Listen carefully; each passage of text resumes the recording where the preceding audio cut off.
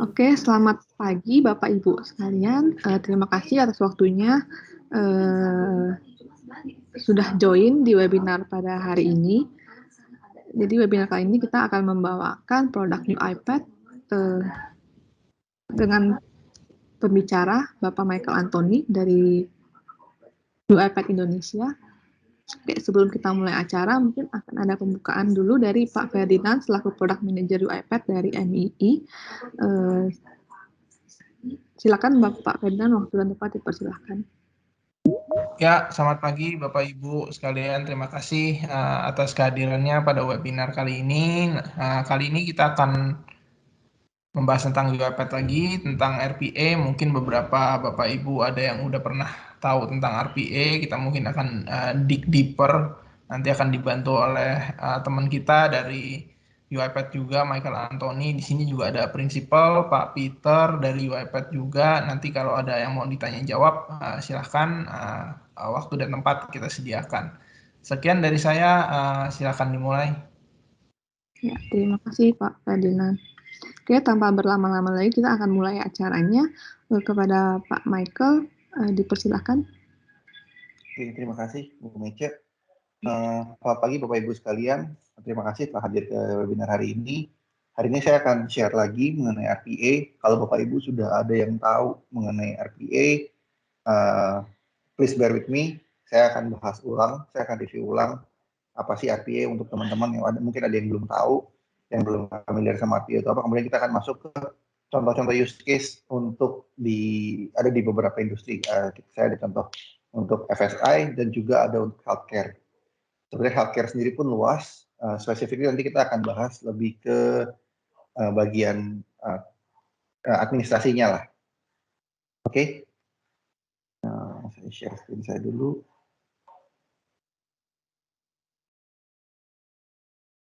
Oke, ini udah bisa lihat screen saya, Cek?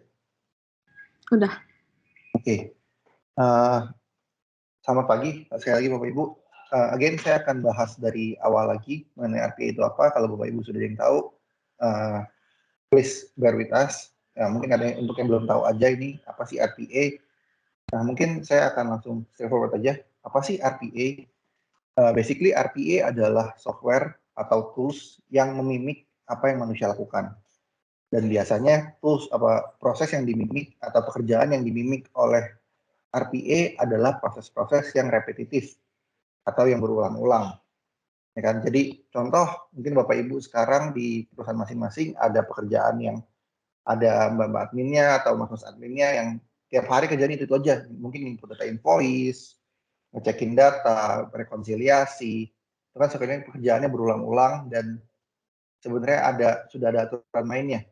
Step by step-nya seperti apa. Ya kan? Nah, proses-proses seperti ini yang kita bisa automate dengan si RPA. Kita bisa implementasikan RPA untuk memimik apa yang tadinya dikerjakan oleh karyawan Bapak Ibu supaya bisa dilakukan oleh robot. Kurang lebih konsep RPA seperti itu. Mungkin kalau saya buat tambah sedikit, RPA sendiri sebenarnya berjalan dengan ada aturan mainnya, artinya ada SOP-nya, rule base. Setelah A, B, C, D, F, G itu semua dia ada aturan mainnya. Oke, kurang lebih itu gambaran mengenai si RPA sendiri.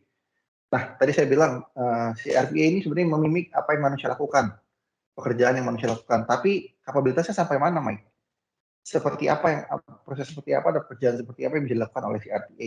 Sebenarnya yang bisa dikerjakan RPA, hampir semua yang ada di komputer, yang dalam bentuk data digital, Bapak Ibu, bisa dilakukan oleh robot. Mulai dari login ke aplikasi yang simple, ke connect ke sistem, buka file, baca file, modifikasi data di Excel, modifikasi makro, modifikasi pivot, semua menjadi Excel ya. Kita mengolah data di pivot, di makro, kemudian nginput data ke sistem. Kalau Bapak Ibu ada sistem yang diinput, semua yang mungkin SAP atau mainframe, nah itu kita juga bisa lakukan seperti itu.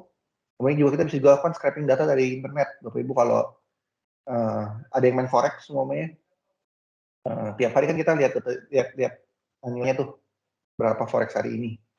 Nah itu kita bisa pakai robot untuk scraping data ke sana.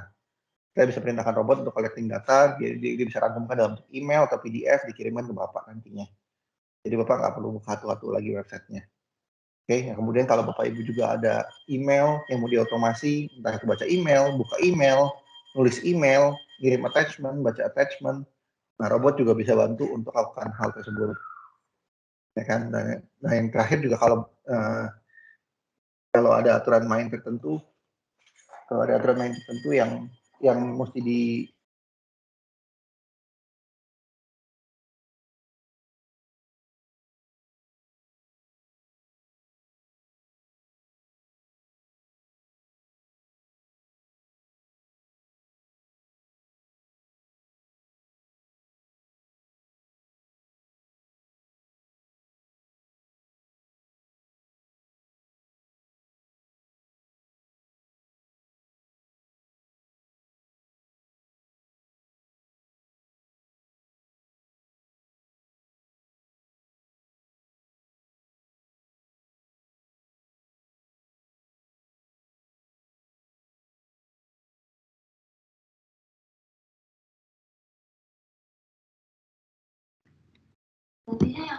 Bapak Ibu, mohon maaf Pak Michael posisinya lagi ada isu, dia lagi di join.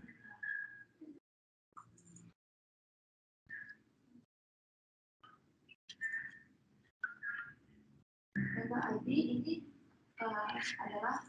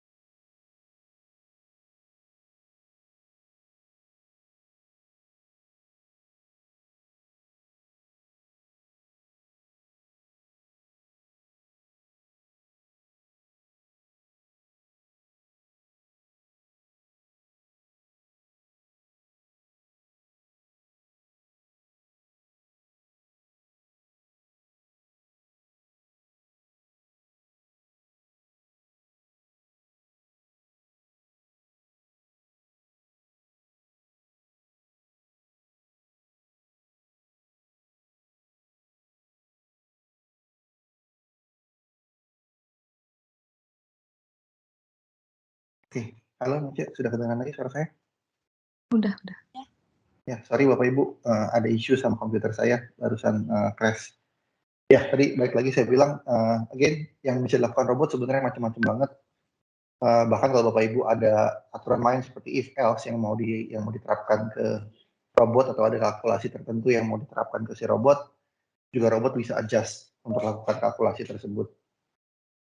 Oke, jadi tadi gambaran sedikit mengenai apa sih, tadi kita sudah tahu bahwa robot memimik apa yang manusia lakukan, kemudian kita juga sudah tahu nih, apa yang bisa robot lakukan dalam hal actionnya mereka bisa ngapain aja. Oke, nah kemudian sebenarnya proses apa sih yang bisa diautomate oleh robot? Tadi saya bilang sebenarnya hampir semua proses, tapi biasanya dalam proses apa sih? Nah, sebenarnya macam-macam Bapak Ibu. Kalau kita melihat ke horizontal, banyak sebenarnya yang dilakukan. Ada mulai dari HR, kemudian IT, finance, itu salah satu yang paling banyak Bapak Ibu. Saya yakin perusahaan Bapak Ibu pasti ada invoice processing, perusahaan Bapak Ibu ada rekonsiliasi, entah itu dengan bank, entah itu dengan modern outlet, entah itu dengan e-wallet mungkin, macam-macam rekonsiliasi. Setiap kali saya ke customer, biasanya saya ketemu use case tersebut. Use case yang paling umum lah, bisa dibilang rekonsiliasi, invoice processing. Kemudian di HR kita juga ada payroll, onboarding, offboarding Bapak Ibu. Kalau ada karyawan baru kan biasanya request-nya banyak tuh. Mulai dari email, laptop, login, dan segala macam. Nah itu juga kita bisa bantu untuk buatkan proses automation-nya. Jadi proses yang tadi masih dilakukan oleh manusia bisa dilakukan oleh robot. Nah ini sudah diterapkan juga di salah satu customer kita, salah satu bank besar di Indonesia. Mereka begitu banyak rekrutmen setiap harinya, turnover tinggi, jadi banyak sekali transaksi onboarding yang bisa dilakukan, kan? Mulai matiin login, aktifin login, membuat email, matikan email, dan seterusnya. Nah, itu juga case-case yang cukup banyak. Jadi ini sedikit gambaran Bapak Ibu secara gamblang saja proses-proses apa yang bisa diautomate sebenarnya oleh robot. Nanti kita akan deep lebih jauh ke use case, contoh-contoh use case yang ada di luaran mengenai healthcare seperti apa, FSI seperti apa. Oke. Nah, mungkin sebelum ke sana kita juga mesti paham sebenarnya saat sebuah proses mau diautomate, apa sih syarat yang mesti dipenuhi agar proses tersebut layak atau baik untuk diautomate. Karena proses apapun sebenarnya bisa diautomate. Bapak setiap hari mau buka email, mau diautomate juga bisa, Pak. Atau Bapak mau buka sekedar login ke portal company gitu, company portal, juga bisa kita automate. Tapi apakah perlu? Apakah baik untuk diautomate? Nah, kita punya 8 kriteria untuk menentukan sebuah proses apakah baik atau tidak untuk diautomate. Yang pertama adalah proses tersebut masih highly manual dan repetitif. Balik ke pengertian si RPA memimik apa yang manusia lakukan, dan pekerjaan yang dimimik biasanya pekerjaan yang berulang-ulang atau repetitif. Nah, proses yang baik untuk diautomate biasanya proses tersebut masih dilakukan secara manual oleh manusia. Dan kemudian pekerjaan tersebut masih repetitif. Jadi artinya setiap hari orang itu kerjain itu terus. Entah sepanjang hari, entah setengah hari, entah 2 jam sehari, entah 3 jam sehari. Tapi setiap hari atau setiap minggu mungkin orang tersebut melakukan pekerjaan tersebut. Nah, ini contoh case-case yang baik untuk diautomate. Kita lihat sana dulu. Kemudian setelah kita dapat, oh ada nih Mike, proses yang manual, proses yang repetitif. Next step-nya adalah kita mesti lihat prosesnya ada aturan mainnya atau tidak, rule based atau tidak. Dalam artian proses tersebut step-stepnya jelas nggak? Apa jangan-jangan SOP-nya juga belum jelas, ya kan? Cuman saya yakin kalau sudah di level perusahaan company seperti Bapak Ibu sekalian, pasti sudah ada SOP-nya, kita tinggal ikutin aja SOP-nya. Kemudian biasanya setelah kita ikutin, kita modifikasi sedikit sesuai dengan kebutuhan si robot. Oke, itu yang kedua. Yang ketiga, low exception rate. Maksudnya apa? Maksudnya kalau bisa transaksi yang kita lakukan adalah transaksi-transaksi yang memang nggak terlalu banyak jadi error. Dalam artian contoh seperti ini Bapak Ibu. Salah satu use case yang kita lakukan untuk HR di bank besar tadi yang saya sempat bahas, kita lakukan rekrutmen. Di rekrutmen tersebut, emailnya diberikan text box yang tidak ada penjagaan. Jadi orang bisa macam-macam input ya. Mulai dari bisa masukin angka, bisa masukin huruf, bisa masukin apapun. Tanpa ada @gmail.com atau @yoipad.com pun mereka bisa. Nah, itu kan bisa terjadi error di sistem. Nah, yang seperti ini kita lihat transaksinya banyak atau tidak. Kalau banyak, artinya secara SOP ada yang salah. Kita perbaiki terlebih dahulu. Oke, yang keempat, kita bisa lihat di inputnya sudah digital atau belum. Dan kalau sudah digital, sudah readable atau belum. Dalam artian seperti ini Bapak Ibu. Again, RPA ini adalah software, jadi tidak ada hardware-nya. Jadi kalau input datanya atau data yang mau diproses masih dalam bentuk paper dan masih dalam bentuk kertas, kita perlu digitalisasi dulu. Kita mesti scan, kemudian kita mesti lakukan OCR. Alangkah lebih baik jika data tersebut sudah dalam bentuk yang terstruktur, contoh dalam bentuk Excel file atau dalam bentuk PDF mungkin, TXT file yang sudah ada formatnya. Itu akan lebih mudah untuk di-automate. Oke, tadi yang keempat. Yang kelima, volumenya banyak nggak Bapak Ibu? Oke, ada nih Mike, prosesnya manual, berulang, rule base, data juga sudah dalam bentuk Excel, tapi saya lakukan sebulan sekali. Dan setiap bulan cuma butuh waktu kurang lebih 10 menit. Nah, kira-kira kalau begitu, apakah jadi make sense untuk di-automate? Ya kan? Nah, mungkin secara proses make sense untuk di-automate, cuma secara benefits, apakah memberikan benefit? Berhubungan juga sama yang nomor 8, get benefit to the company. Menguntungkan nggak sih sebenarnya kita lakukan otomasi? Jangan-jangan kita bayar development buat robotnya aja nggak balik modal nih dengan proses yang kita mau automate, ya kan? Biasanya kita juga lihat volumenya besar atau tidak. Nah, tadi proses-proses yang tadi saya sebutkan seperti onboarding, kemudian payroll, kemudian invoice, bank rekonsiliasi, biasanya transaksinya ribuan. Ya kan? Transaksinya ribuan, bahkan ada yang puluhan ribu. Nah, seperti data-data seperti ini yang baik sekali untuk di-automate karena selain memudahkan pekerjaannya, jadi yang ngerjain jadi sudah nggak perlu capek-capek ngerjain, sudah ada yang robot yang ngerjain, secara benefits pun pasti company juga merasakan benefitsnya lebih baik. Gitu. Nah, yang nomor 7, changeable process, artinya sistemnya ini atau prosesnya ini bisa dimodifikasi sedikit nggak Bapak Ibu? Karena namanya robot pasti jalannya sedikit banyak berbeda dengan manusia. Kita manusia, kita mau ngelihat, mau lihat warna di Excel, ya kita tinggal lihat aja warna di Excel-nya warnanya apa kolomnya. Nah, kalau robot prosesnya sedikit berbeda.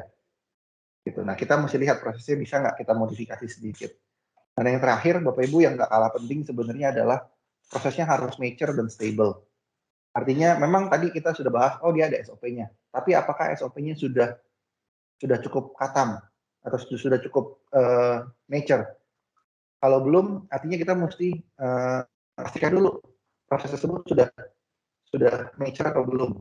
Atau mungkin ada proses-proses yang mesti kita validasi terlebih dahulu. Gitu. Ya, tadi kurang lebih 8 gambaran apa sih yang baiknya kita lakukan.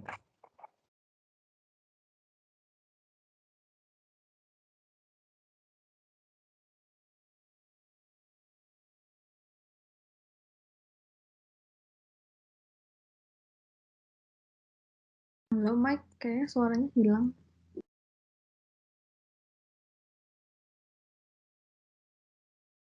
Saya nggak update di slide saya. Nah, ini salah satu contoh proses implementasi di salah satu insurance di Indonesia. Prosesnya adalah receipt settlement, jadi pembayaran ke vendor. Jadi prosesnya kurang lebih seperti ini. Si robot atau si employee harus akses ke sebuah web login, ke sebuah web dari yang oleh web milik bank, kemudian mendownload transaksinya, kemudian datanya disimpan di lokal, kemudian data itu diinput ke core sistemnya si insurance tersebut. Nantinya resultnya dari core system adalah bentuk receipt. Receipt-nya ini kemudian di-emailkan ke customer. Nah, ini Bapak bisa lihat transaksi bulannya sekitar 800. Waktu sebelum dilakukan robot kurang lebih per receipt kurang lebih makan waktu 15 menit. Sebulan kurang lebih 2000 jam kerja. 200 jam kerja. Nah, dengan robot proses tadi tinggal 30 detik, 200 jam kerja ini semua sudah digantikan oleh robot. Jadi 200 jam kerja tadi dikembalikan ke employee-nya bisa mengerjakan hal-hal yang lain. Oke.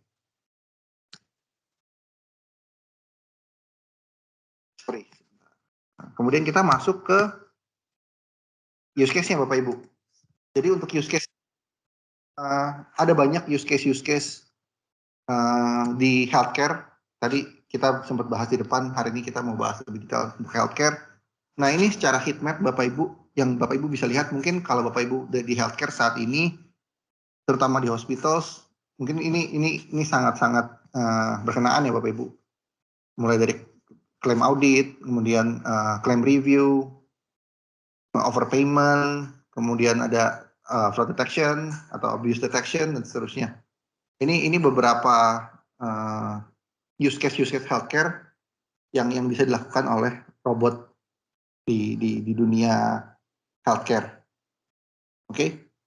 Nah, ini detailnya Bapak Ibu bisa lihat mulai dari pertama dari claim edit, yang dilakukan apa? Dilakukan dari scraping data, kemudian melakukan validasi data, kemudian melakukan update data. Jadi saat melakukan claim edit, biasanya kita lihat data di sistem sama data yang ada di paper atau data yang ada di Excel, apakah sudah sesuai atau belum. Kita bisa compare data tersebut, kemudian kalau memang ada yang tidak sesuai atau ada yang mesti digantikan, kita bisa update. Seumpama mungkin sebelumnya klaimnya 10 juta, kita mau ganti jadi 12 juta, ya kita bisa perintahkan robot untuk melakukan tersebut. Oke, kemudian juga ada macam-macam sebenarnya Bapak Ibu, mulai dari clinical claim review, authentication review juga ada di sini. Nah, ini beberapa contoh. Nah, di sini kalau Bapak Ibu lihat, baik lagi tadi saya bilang reconciliation. Reconciliation ini hampir di semua company, hampir di semua bisnis pasti ada prosesnya. Nah, ini contoh, ini juga contoh. Kita lakukan validasi, kemudian lakukan rekonsiliasi terhadap data. Kita juga bisa lakukan claim audit.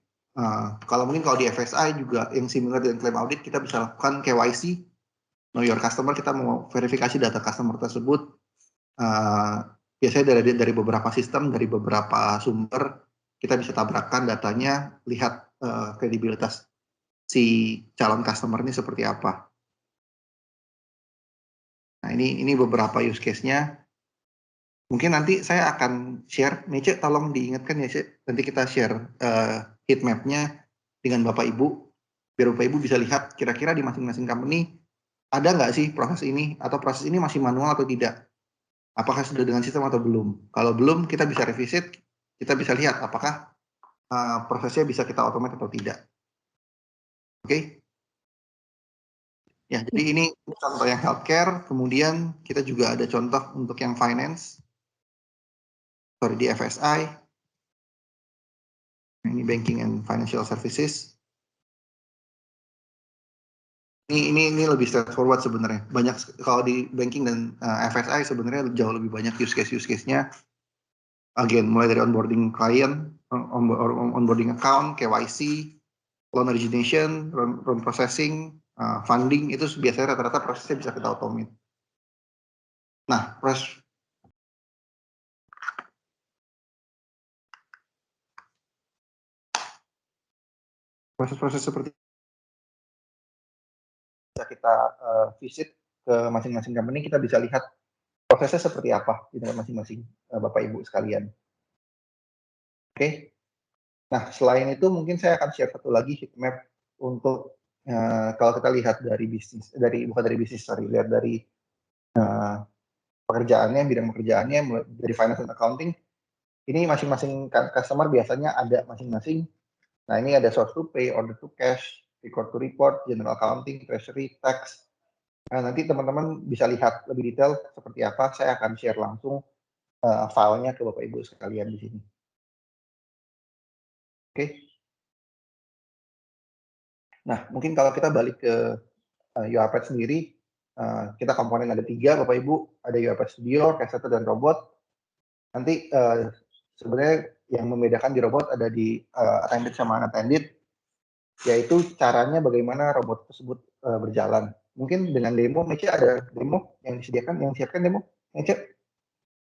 Iya, ada.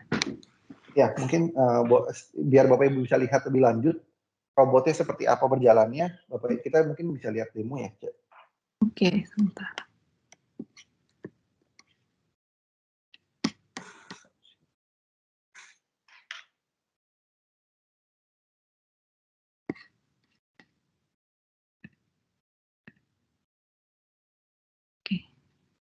Nah, di sini yang kita siapkan adalah demo terkait rekonsiliasi ya Bapak Ibu.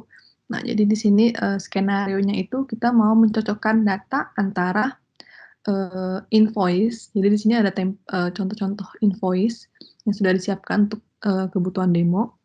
Ada sekitar 8 invoice dalam bentuk PDF. Nah, invoice ini akan dibaca oleh robot dan akan dicocokkan dengan data yang ada di database. Nah, di sini database-nya kita buatkan dalam bentuk Excel di sini. Tapi nanti di real life-nya pun kita bisa cocokkan dengan database yang ada di tempat Bapak Ibu. Mungkin di sistem atau di benar-benar database kayak SQL, kita mau cocokkan itu juga bisa sebenarnya. Cuman untuk kebutuhan demo, di sini database-nya kami buat dalam bentuk Excel. Nah, mungkin saya langsung jalankan aja demonya. Nah, jadi pertama di sini ada template Excel yang akan diinput oleh si robot. Dari invoice yang sudah dibaca tadi akan diinput ke template Excel tadi yang pertama. Nah, jadi ini adalah contoh-contoh invoice-nya, ada sekitar 8. Nah, di sini proses robot dalam ekstraksi invoice-nya. Jadi dia akan ambil itemnya apa, nama PT-nya, siapa yang kirim invoice, terus amount-nya berapa. Nah, itu akan di-input, yang akan dibaca sama si robot.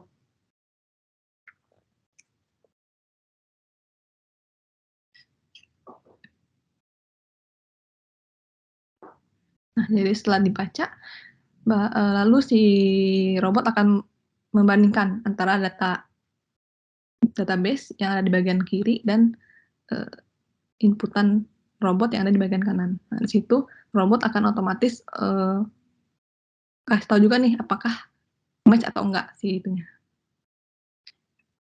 Nah, nanti kalau yang sudah match, dia akan input ke report Excel tadi sebagai informasi kalau datanya itu match atau enggak.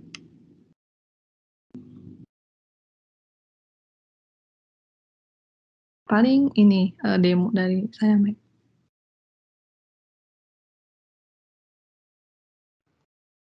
Ya, oke. Mungkin Bapak Ibu ada pertanyaan?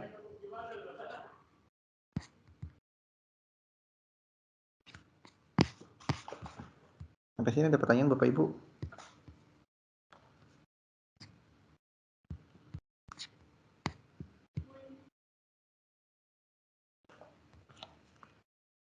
Silakan Pak Muhammad.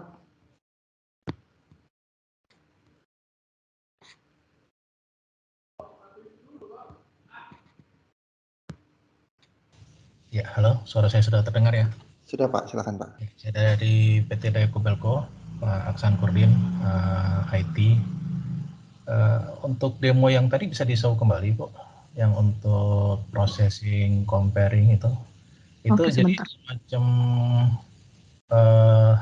seolah-olah itu ada operator, tapi ini operator diwakili oleh robot begitu ya, Bu ya?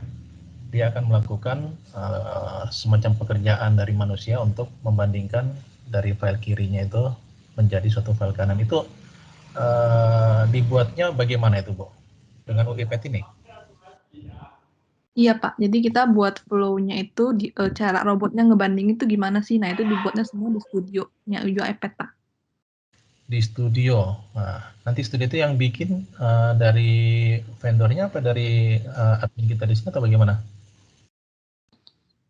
Sebenarnya bisa dari vendor, dari kita bantu untuk develop, atau mungkin kalau misalnya Bapak nih mau belajar cara develop RPA seperti apa, nah dari tim IT-nya Kobelco mungkin bisa sih Pak untuk develop sendiri juga, tapi kita juga bisa bantu untuk develop mungkin pilot project. Izin gitu, nambahin Pak. Mungkin nambahin sedikit ke Bu Mici tadi. Benar kata Bu Mici, biasanya teman-teman customer kita awalnya dibantu sama SI, dalam hal ini MMI.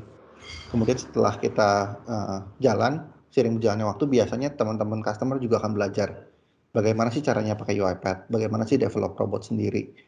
Nah, kemudian dari situ biasanya kolaborasi antara antara tim IT customer dengan SI ini Pak.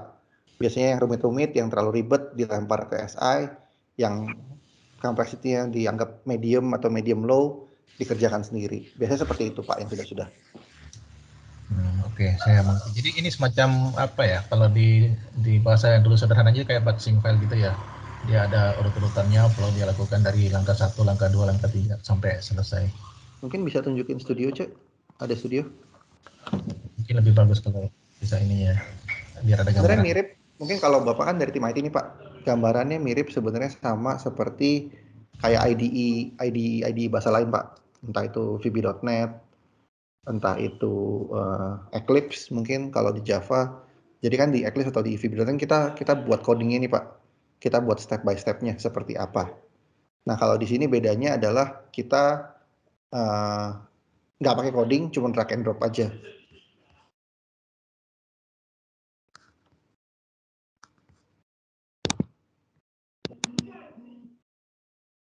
Halo, suara saya kedengaran? Ya, kedengaran. Screen-nya screen Kalau WhatsApp. dari tempat dulu yang buka studionya bisa nggak? Oke, jadi tadi saya coba saya ulang ya Pak. Jadi basically konsepnya sama kayak IDE Pak, mulai dari Eclipse, VB.NET. Jadi bedanya kalau VB.NET atau Eclipse, Bapak ngoding di sana, di sini kita drag and drop aja. Sistemnya drag and drop. Semua sudah ada. Mungkin kalau Bapak pernah lihat Microsoft Flow gitu ya Pak ya? Yes, mungkin mirip-mirip Microsoft Flow Pak. Oh iya. Bedanya beda kapabilitas saja lah. Microsoft Flow kan biasanya lebih ke produk-produknya Microsoft ya Pak. Iya. Nah kita lebih general. Hampir semua produk kita, hampir semua aplikasi, semua website kita bisa automate kita bisa coba jalankan dengan robot, Pak. Kurang lebih seperti itu. Baik, mengerti. Silakan dilanjut, Pak. Mungkin yang lain yang mau bertanya. Ya, mungkin ada teman-teman lain yang mau bertanya.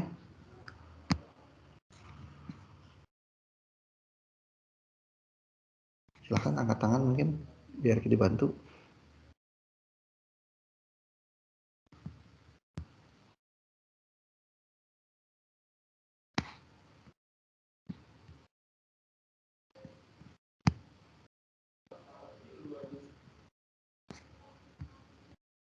Sudah, tidak ada yang bertanya lagi?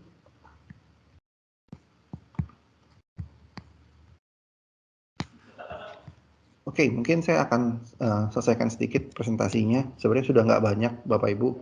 Kita akan revisit lagi sebenarnya produknya dari UiPath sendiri. Mungkin saya balik ke siang sini, tadi mungkin kurang jelas. Jadi secara komponen, UiPath punya 3 komponen, Bapak Ibu. Yang pertama Studio. Studio tadi saya sudah kurang lebih jelaskan. Basically Studio adalah tempat untuk kita ngajarin robotnya. Bagaimana dia mesti lakukan sesuatu, dia mesti compare data dengan yang mana, kemudian mesti buka website yang mana, klik yang mana, dan seterusnya. Nah, itu semua ada di Studio. Kemudian Orchestrator adalah web app atau back-end yang memanage kapan robotnya mesti jalan. Robotnya sudah lagi menjalankan proses apa, jam berapa dia mesti jalan, dan kapan selesainya, segala macam. Itu semua di-manage dan dimonitor via Orchestrator. Oke, nah robotnya sendiri sebenarnya kita ada 2 jenis robot. Kita ada attended sama ada unattended. Attended basically robot yang biasanya attach sama human. Jadi robotnya di-trigger oleh human. Jadi Bapak Ibu nanti akan ada tray khusus seperti, mungkin saya tunjukin aja.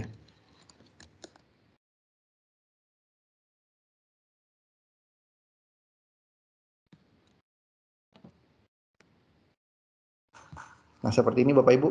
Jadi ada tray seperti ini, anggapan ini proses yang sudah kita develop ya. Bapak Ibu tinggal klik play saja, nanti dia akan jalan. Nah, itu yang attended. Setiap kali dia mau berjalan harus ada human yang ngeklik tombol play-nya, yang mesti men-trigger lah istilahnya. Nah, kalau yang unattended itu berjalan berdasarkan schedule. Tadi kita sudah bahas di Orchestrator, kita punya tools untuk men-schedule si robot. Kapan dia harus jalan, menjalankan proses apa, jalan berapa kali, dan seterusnya. Itu semua diatur oleh Orchestrator. Nah, bedanya di situ saja sih sebenarnya. Secara kapabilitas robotnya, secara melihat proses apa yang bisa diautomate dan segala macam, basically the same. Attended sama unattended dua-duanya sama kapabilitasnya. Oke. Nah, sebenarnya UiPath sendiri punya produk lebih luas Bapak Ibu. Jadi kalau nanti Bapak Ibu ada proses-proses tertentu, ada use case tertentu yang mau ditanyakan ke kita, Mas bisa nggak sih kalau ini saya mau automate prosesnya begini? Boleh Bapak Ibu silakan ditanyakan aja. Mungkin tidak direct dengan RPA langsung, tapi mungkin ntar butuh bantuan produk-produk kami yang lain, kita juga bisa adjust sesuai dengan kebutuhan Bapak Ibu. Tapi rasa saya sih hampir semua proses kita bisa automate dengan tadi RPA core RPA kita, gitu. Oke. Nah, tadi Pak Ahmad ya tadi ya. Kita juga kalau Bapak mau belajar, kita punya akademi. Jadi Bapak bisa akses ke academy.uipath.com atau search aja di website di Google Akademi UiPath. Bapak bisa akses, Bapak bisa lihat di situ ada course-nya, ada kelas-kelasnya untuk belajar secara online. Oke. Ya, kurang lebih dari saya seperti itu Bapak Ibu. Terima kasih. Mungkin Bapak Ibu ada pertanyaan, silahkan. Bapak Ibu kalau misalnya ada pertanyaan bisa langsung di chat di kolom chat, atau mungkin kalau mau langsung bisa unmute langsung aja. Kayaknya mesti raise hand deh. Kalau Bapak Ibu ada yang mau tanya, Pak bisa langsung raise hand dulu. Tadi kayak Pak Muhammad, bisa kita unmute. Ambil nunggu, ini ada pertanyaan Mike dari Pak Imam. Oke, sebentar kita visit. Aplikasi ini cloud atau on-premise-nya? Oke, kita punya dua-duanya Pak. Kita punya versi on cloud, versi on-prem. Tapi biasanya untuk di Indonesia kita mainnya di on-prem. Karena secara regulasi biasanya data nggak boleh keluar ya Pak. Dan cloud kan biasanya masih jarang lah yang sudah ada server di Indonesia.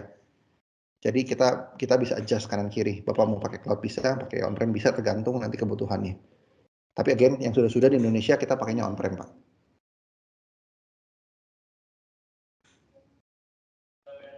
Oke. Bapak Ibu yang lain mungkin silahkan. Ada pertanyaan lagi?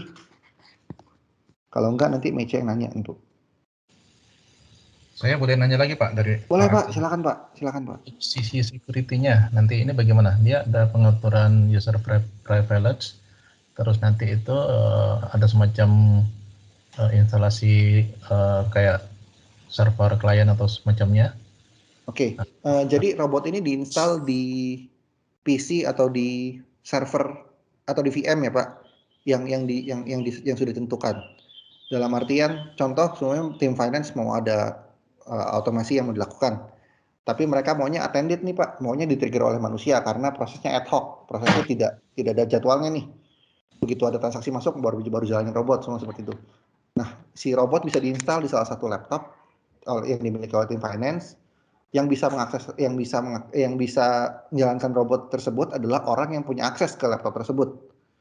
Biasanya dijaga di Windows login-nya Pak, di depan. Jadi tergantung lah, sebenarnya biasanya ada satu laptop terpisah Pak, laptop robot lah biasa kita sebutnya, ada login-nya, dan nanti hanya PIC-nya yang bisa akses. Nah, kalau ditanya di sisi server ada install nggak Mas? Tergantung Bapak pakai robotnya attended atau unattended. Kalau pakai yang unattended, biasanya kita sarankan untuk diinstal di VM.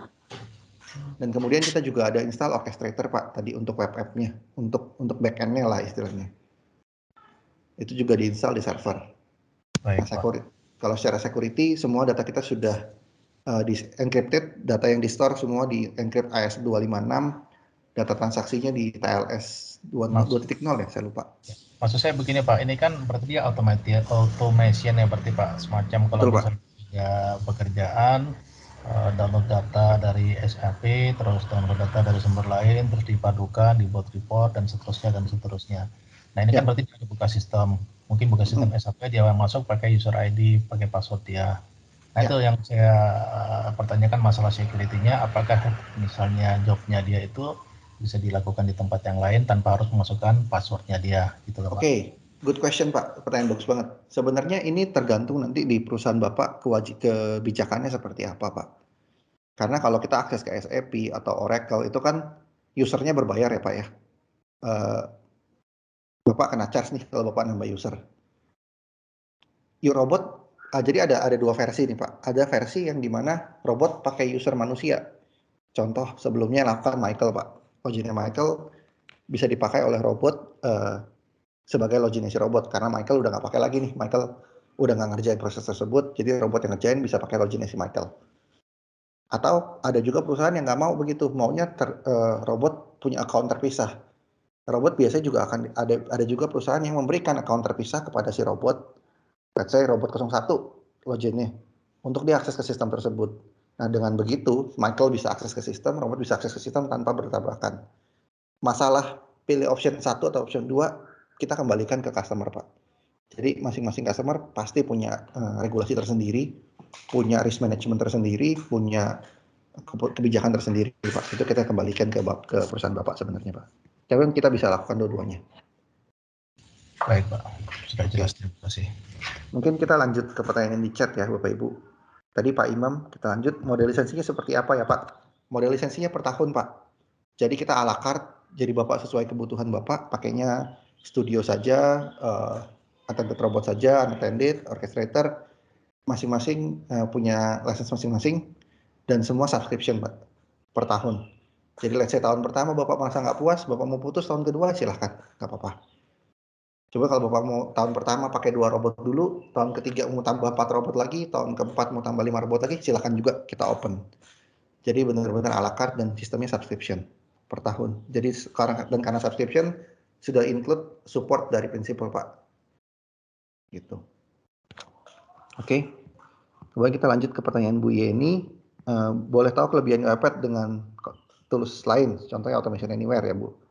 Apa alasan untuk perusahaan harus memilih iPad? Oke, sebenarnya kalau saya ngomong kelebihan kekurangan Bu, apapun yang saya ngomong di sini, Automation Anywhere atau Kovacs atau Blue Prism atau siapapun player lain bisa ngomong hal yang sama. Cuman kalau saya suka bilang better kita coba lakukan POC saja Bu. Ibu punya use case, kita tunjukkan bagaimana kita develop di UiPath. Silahkan vendor lain tunjukkan di develop di tempat mereka. Kita lihat siapa yang lebih cepat, kita lihat siapa yang lebih stable, kita lihat siapa yang lebih gampang untuk di develop. Sebenarnya ada tadi slide-nya yang saya umpetin, slide-nya nggak saya hide, nggak saya tunjukin. Kalau saya pitching ke customer biasanya saya tunjukkan slide ini Bapak Ibu. Jadi ini kisah nyata Bapak Ibu kemarin 2020.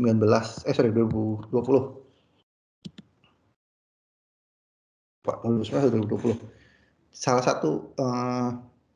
satu anak dari partner kita, contoh semuanya Bu Mece punya anak nih, lagi liburan sekolah, diajakin mamanya, yuk belajar bikin robot yuk. Ini di Singapura, ya posisinya anak umur 11 tahun, dia belajar bikin robot dan dia bisa bikin robot sendiri untuk solving sudoku Bapak Ibu di waktu yang kosong. Jadi sebenarnya poinnya adalah UiPath itu gampang banget untuk di develop. Toolsnya mudah untuk dipakai, mudah untuk dipelajari. Benefitnya apa Pak untuk perusahaan? Itu kan anak kecil, nggak ada hubungannya sama kita. Nah Bapak Ibu pilih mana? Tools yang gampang dipakai, tools yang gampang dipelajari, atau tools yang susah. Tools yang gampang pastinya nanti kalau terjadi error, Bapak Ibu mesti maintenance, pasti lebih gampang Bapak Ibu untuk mempelajari. Kemudian harusnya secara development maintenance-nya lebih sedikit nih Bu. Effortnya lebih rendah karena toolsnya lebih gampang untuk dipakai. Disclaimer, semua proses pasti ada hitungannya masing-masing Bapak Ibu. Saya nggak bisa bilang, oh kita pasti lebih rendah dan segala macam. Cuman ya ini sebagai bukti. Nah, waktu saya show ini, salah satu customer saya ada yang bilang sama saya, Mike, kamu nggak tahu itu anak IQ-nya berapa? Siapa tahu itu anak jenius pintar. Nah, kemudian saya tunjukin lagi slide satu ini Bapak Ibu. Ini sama di Singapura, di salah satu. Slide-nya belum muncul. Oh, nggak muncul ya? Sorry. Yang tadi juga belum. Sorry, saya lupa share screen-nya. Ini Bapak Ibu slide-nya tadi. Umur 11 tahun jadi developer UiPath. Nah, selain ini sebenarnya ada satu lagi. Tadi saya bilang kalau anaknya mungkin anaknya jenius atau pinter banget atau memang suka IT. Nah, ini salah satu case lagi Bapak Ibu di Singapura juga, di Telco Singapura. Ibu yang difoto ini adalah HR seumur hidup dia. Dia umur 65 tahun, dari awal dia kerja dia sudah jadi HR, bukan IT sama sekali. Nah, kita kasih training kurang lebih 2 minggu untuk hackathon, untuk lomba untuk di perusahaan mereka ada lomba. Kita memberikan pembelajaran kurang lebih 2 minggu. Kemudian ibu ini develop robotnya dan beliau juara ketiga. Sayangnya hanya juara ketiga. Untungnya masih orang IT Pak, juara 1. Jadi orang IT nggak malu-malu banget. Cuman kita ini nunjukin sebenarnya ibu-ibu ini yang dari HR pun mereka bisa develop RPA sendiri. Gitu. Jadi toolsnya sangat-sangat mudah untuk dipakai. Jadi itu mungkin pembanding utama lah Bu kalau saya bilang ke customer. Karena kalau saya bilang, oh Bu kita bisa ini, kita bisa itu, kita bisa ini, kita bisa itu, produk lain juga akan bilang hal yang sama. Cuman biar cerita yang di luar aja yang membuktikan kita seperti apa. Dan saat ini rasanya kita market leader di Indonesia juga. Kita beberapa kali ketemu dengan vendor-vendor lain, kita hampir selalu menang. Kita menang di BCA, Mandiri, BRI, BNI, itu kita compete dengan produk lain, kita selalu menang. Dan satu lagi mungkin yang membedakan adalah kita tidak hanya RPA. Saya nggak tahu produk lain seperti apa, saya juga nggak mendalami produk mereka seperti apa, tapi kita di UiPath kita tidak hanya RPA. Kalau Bapak Ibu ngomong RPA itu hanya di sini, build, manage, dan run. Ya, studio, orchestrator, sama robotnya. Kita lebih dari itu, karena kita tahu sebenarnya RPA itu hanya intinya, tapi di luarnya masih banyak proses-proses atau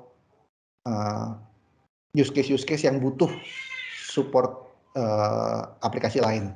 Contoh paling simpel, kalau Bapak Ibu masih ada dokumen yang kertas, mendigitalisasikannya seperti apa? Perlu OCR engine kan? Nah, OCR engine-nya kita juga sudah ada built-in. Seperti itu, kurang lebih.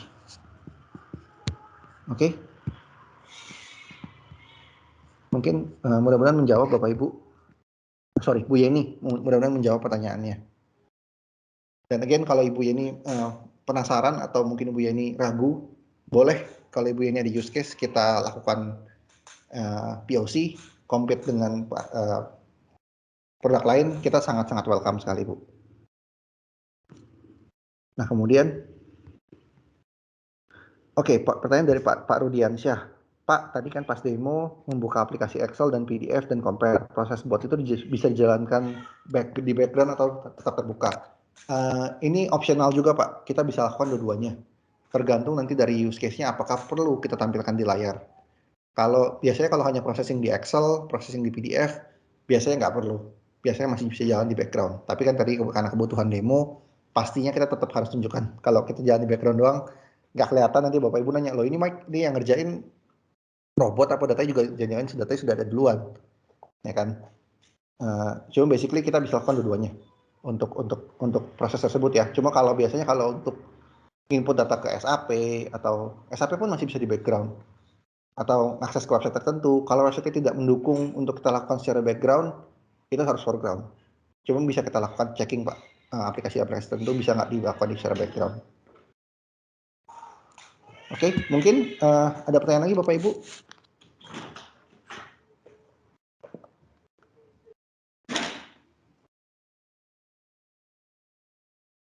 Kalau nggak ada Bapak Ibu boleh minta tolong diisi surveinya. Kemudian I think Mecha ada quiz ya? Iya, kita ada quiz. Oke, mungkin sebelum masuk quiz, sekali lagi saya berikan kesempatan Bapak Ibu yang mau bertanya silahkan. Mungkin kalau malas ngetik, boleh angkat tangan, kita bukakan akses buat mic-nya.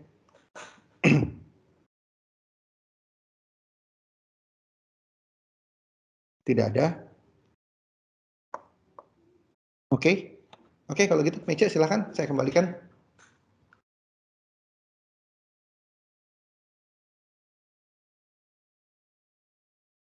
Halo, Mecha. Ya, oke. Mungkin kita mulai kuisnya aja, nanti kita kuisnya dari quiz is, mungkin dari Ibu Susanti boleh di-share link quiz is-nya. Oke, siap.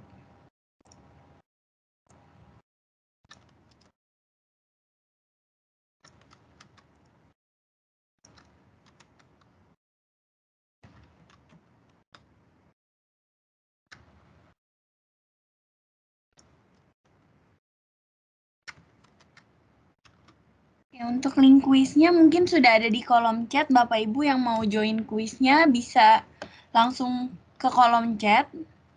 Untuk kuisnya atau memiliki aplikasi Quizizz bisa langsung dimasukin di kodenya 078645. Untuk kuis ini ada beberapa persyaratan Bapak Ibu, yaitu menuliskan nama, strip nama perusahaannya. Dan dimohon agar tidak mengulang kembali pada saat kuis. Seperti itu. Ya, mohon dipakai nama asli dan perusahaannya ya Bapak Ibu, soalnya nanti 4 peringkat di atas akan mendapatkan voucher. Nanti ini untuk kebutuhan verifikasi juga, mohon dipakai nama asli dan perusahaan.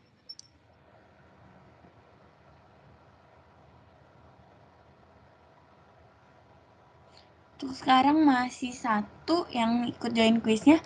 Untuk layar saya apakah sudah terlihat? Udah. Oke.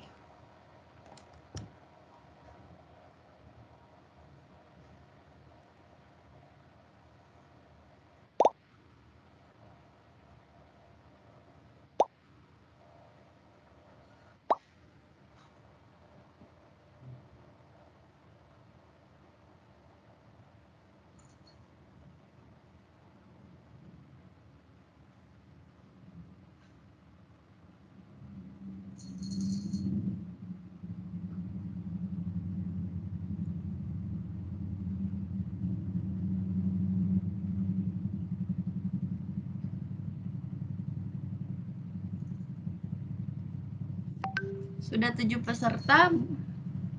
Kita tunggu 1 menit lagi.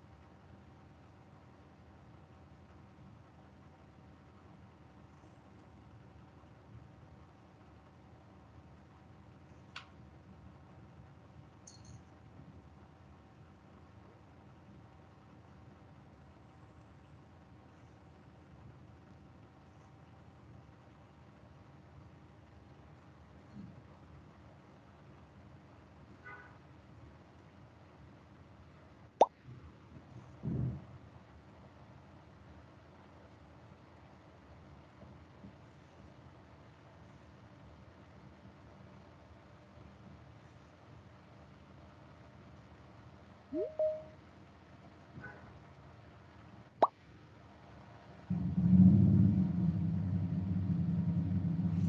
mungkin kuisnya bisa kita start. Untuk Bapak Syahid, boleh diulang kembali Bapak untuk join kuisnya. Sesuai dengan format, yaitu nama, strip, nama perusahaan. Nanti itu ada request Pak Yunawan Kristianto yang tidak ada nama perusahaannya, boleh dihapus saja. Oke, oh iya betul. Boleh diulang kembali Bapak? Dia sudah masuk kok, itu ada juga Pak Yunawan Kak.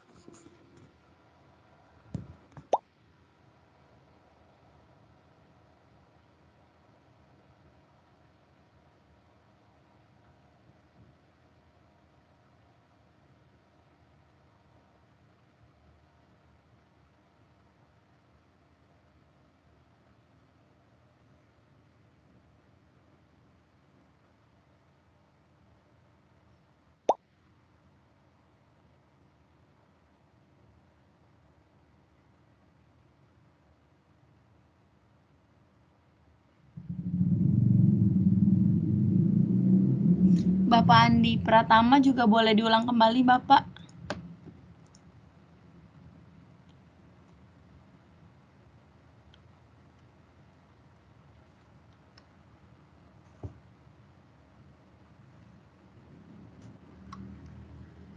Mungkin untuk kuisnya kita start dari sekarang ya.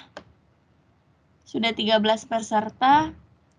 Kita hitung mundur dari sekarang. 5, 4, 3, 2, 1. Selamat mengerjakan Bapak Ibu.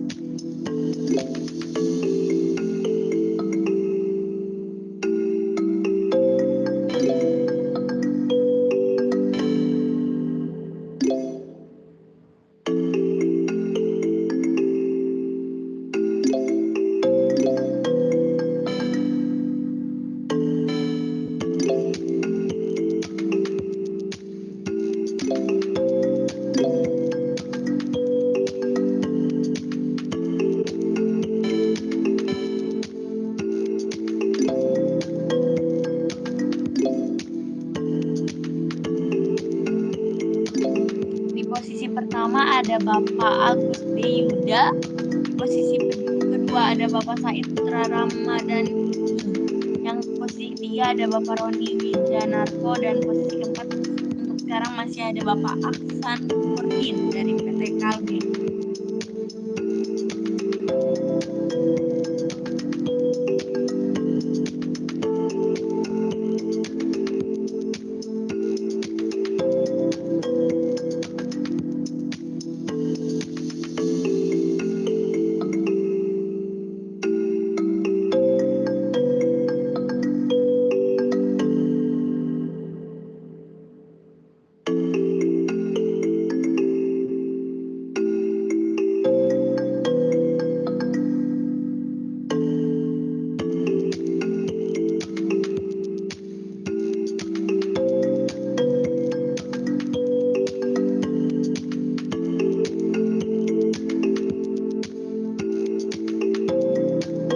Kuisnya kita tunggu 1 menit lagi, akan kita akhiri di menit 11:02.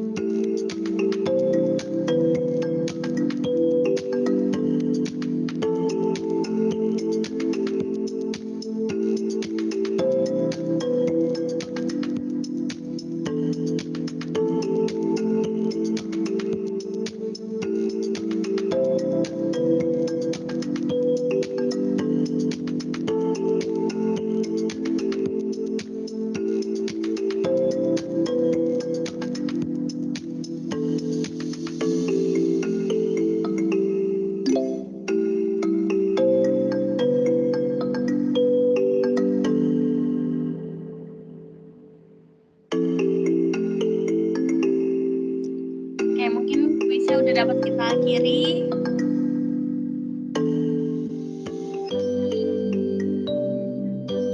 Di posisi pertama ada Bapak Aksan Nurdin dari Kalbe, di posisi kedua ada Bapak Yunawan dari UTM, di posisi ketiga ada Ibu Yeni dari Indo Prima Group, di posisi keempat ada Bapak Imam Indra dari Belan.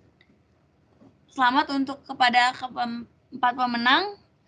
Untuk Bapak Ibu mohon dibantu mengisi feedback form yang terdapat di kolom chat juga, karena dari feedback form tersebut akan kami kirimkan sertifikat of attendee pada webinar hari ini. Terima kasih. Mungkin saya kembalikan kepada Ibu Meice, silahkan. Iya, oke. Selamat kepada para pemenang. Nanti akan kita email juga untuk hadiah vouchernya. Nah, mungkin sebelum kita akhiri, kita mau foto bersama. Mungkin boleh dibuka kameranya. Kita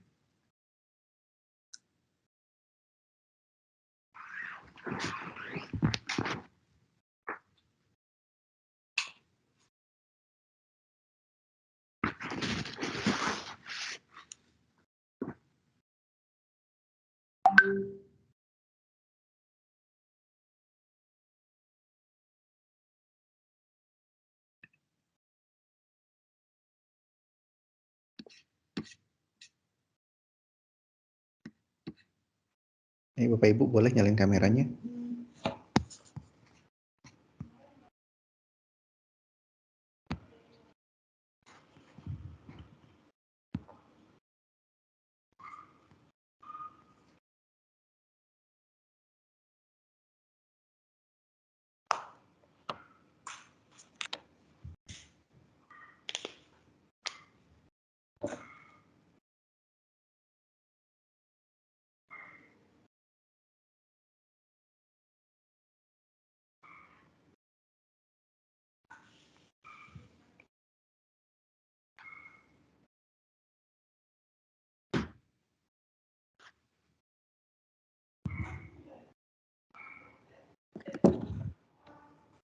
Silakan Bapak Ibu, jangan malu-malu. Kita mau ambil foto, ya. Silakan dibuka videonya.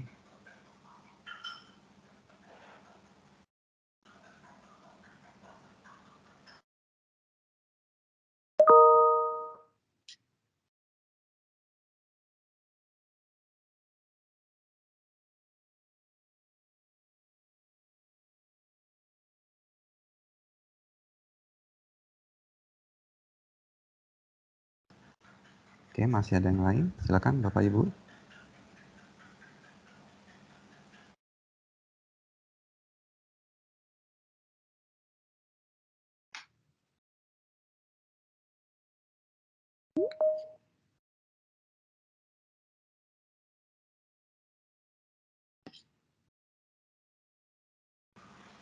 Silakan match-nya diabadikan. Atau belum ada yang ini lagi. Oke. 1, 2, 3. Sekali lagi. 1, 2, 3. Oke. Oke, terima kasih Bapak Ibu sekalian. Jangan lupa diisi surveinya dan feedback formnya. Terima kasih. Thank you Bapak Ibu sekalian.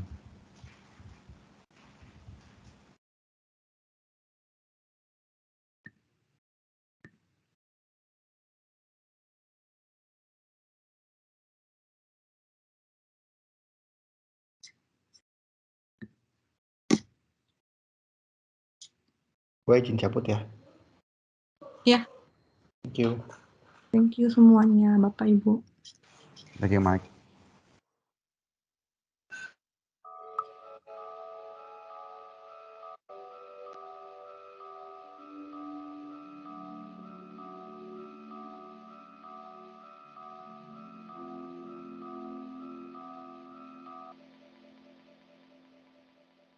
There are so many things I wanna say, but I can't tell you anyway, 'cause these words won't ever make you stay.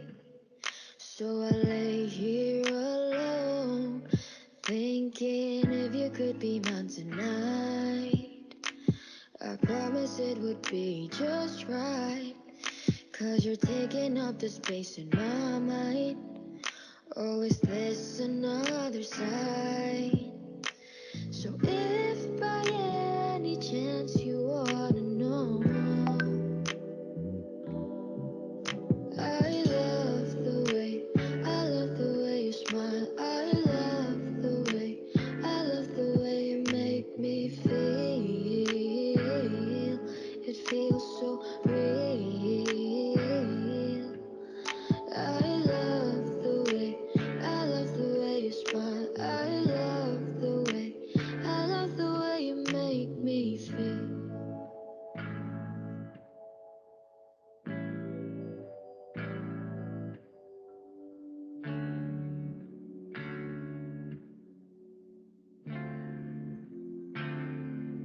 There are so many ways I wanna show, but you'll say, baby, take it slow.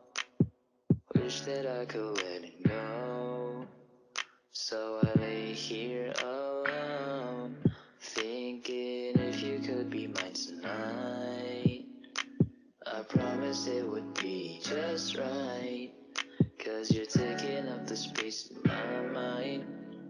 Oh, is this another sign? So if by any chance you wanna know,